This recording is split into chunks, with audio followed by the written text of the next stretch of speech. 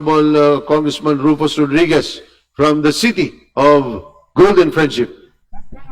Thank you, Mr. Chairman.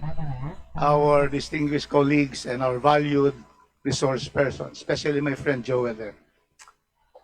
Mr. Chairman, last Monday, I specifically appealed to the President to be able to already suspend all excise taxes.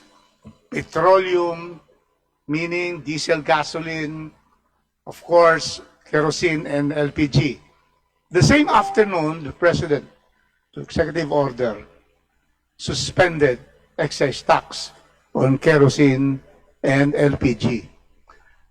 Mr. Chairman, again, let me express my disappointment with the action of the executive.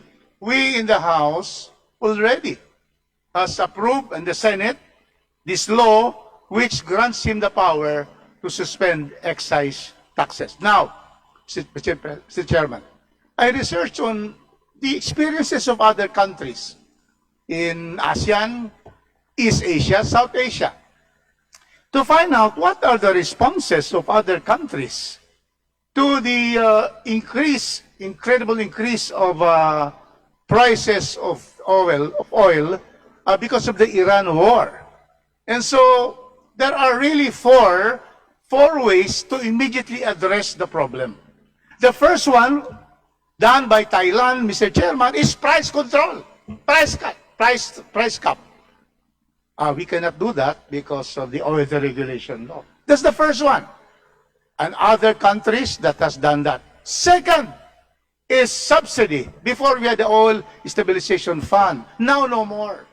So who are in ASEAN giving subsidies? In other words, they pay to the oil companies and they keep the prices low.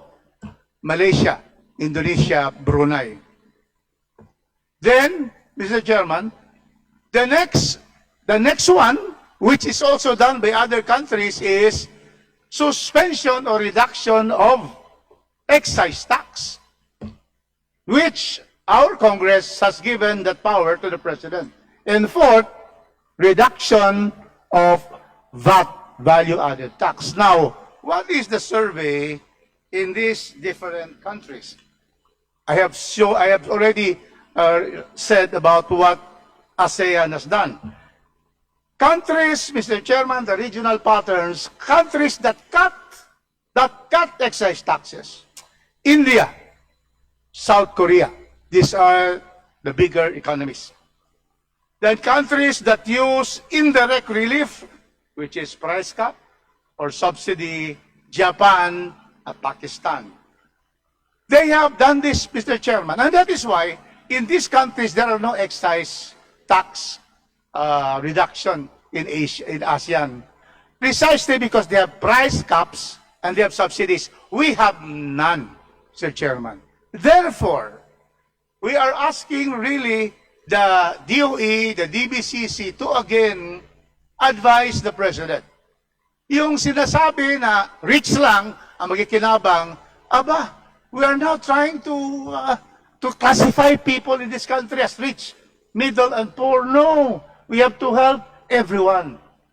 The 10 peso subsidy being planned, that will even be difficult to implement, to transport. And then you give to transport, what happens to the 45% middle class? 45% of our people. Wala. So therefore, they will be suffering so much. So therefore, Mr. Chairman, what I'm saying, once again, I appeal to the DBCC, the economic managers. Economic managers are concerned about getting more money from taxes to the government.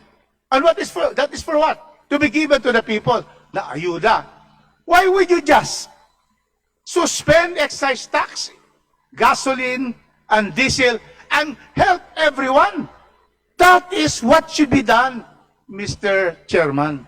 And that's why I appeal to everyone, and I appeal to our President to really go into what is needed. These countries that have put this price caps, subsidy, have done this, Mr. Chairman, 3 weeks ago. February 28, war, and then after that, after 2-3 weeks, they already acted. Tayo, April 9, naging effective the excise tax law reduction, and yet up to now, only LPG and only kerosene.